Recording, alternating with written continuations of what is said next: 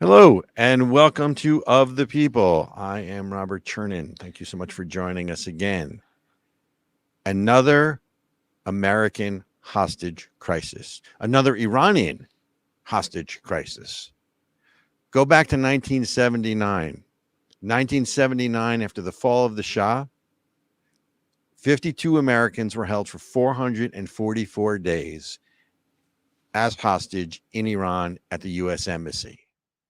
They were only released, if you remember, on January 20th, which was when Ronald Reagan was sworn into office. So we now have another American hostage crisis in Gaza. And it's an Iranian hostage crisis because, let's be honest, Hamas and Hezbollah are surrogates of Iran. They take their marching orders from Iran. So essentially, we have an American hostage crisis, and no one's talking about it. We're talking about the Israelis that are being held hostage, and all of this is not good news for America. But where is the outrage? 30 Americans were killed, 13 were held hostage, 2 were recently released, but you don't hear any discussion about the Iranian or American hostage crisis being held by Iran or Hamas. You can use whatever word you want to use. America, where is the outrage? I don't understand.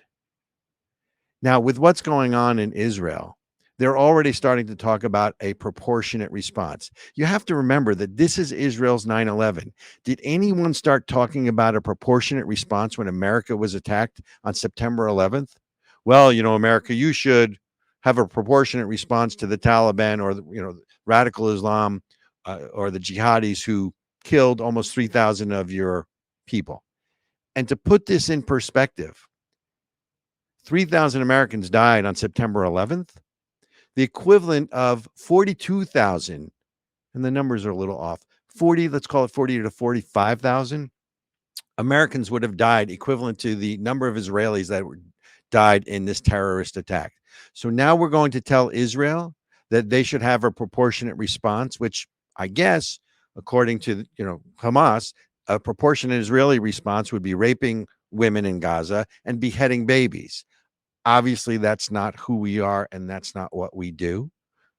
We are a civilized country, but we have a right to defend ourselves, and it is unacceptable that this administration has now allowed another hostage crisis, an American hostage crisis, along with an Israeli hostage crisis, to take place.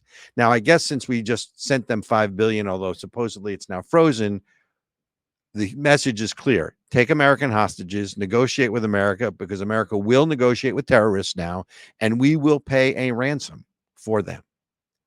And let's not forget what's happening domestically during this American hostage crisis or Iranian hostage crisis of Americans. Domestically, you're seeing all this pro-Palestinian uprising in this country. And it's not just that they're protesting for Palestinian rights. They're protesting for the death of Israel. Remember that this really is about driving the Jews into the sea. It's not the Israeli charter that calls for the extermination of the Jews. It's not the Israelis that use hospitals and places of worship and schools to hide their munitions and hide their bombs and missiles. It's not the Israelis that use human shields to protect them. Right. So it's okay in this country to protest for what you believe in. But what they're protesting for is not Palestinian rights. They're protesting, if you really read between the lines, to drive the Jews into the sea. This is about an extermination of a people. Right. This is connected to this hostage crisis.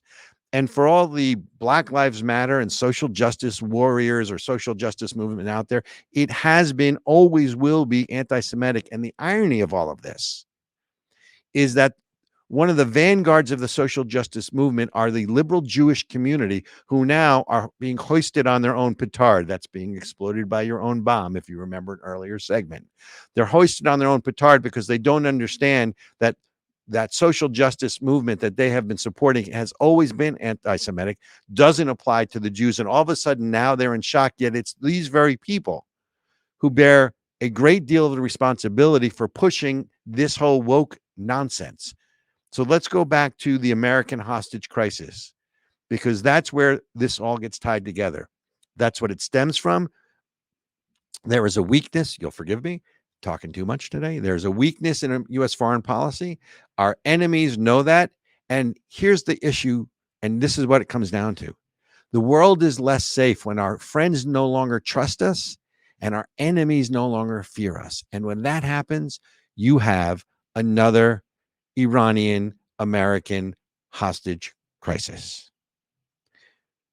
Folks, stay tuned for later in the show. We have a very special guest with us, which is Morgan Ortega. She's the former spokesperson for the State Department under Mike Pompeo. She is the founder of Polaris National Security. We also are going to lead off our segment. We have Doug Burgum, the governor of North Dakota, who's running for president, and you're not going to want to miss this. We have Tyler Boyer, Turning Point Action USA, the lead grassroots youth movement in the country, certainly on the conservative side. A lot for today's show. Stay tuned. We'll be right back.